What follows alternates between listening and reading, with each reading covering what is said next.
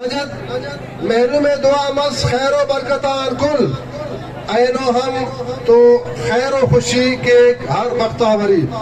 السلام علیکم، میں ہوں اطہر مینگل اور آپ دیکھ رہے ہیں OBN اردو.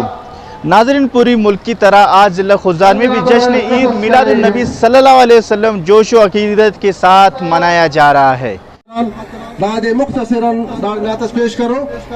بنت ارشاد احمد ہے، اولا خدمت گزارش ہے کہ مختصراً نعت پیش کرو.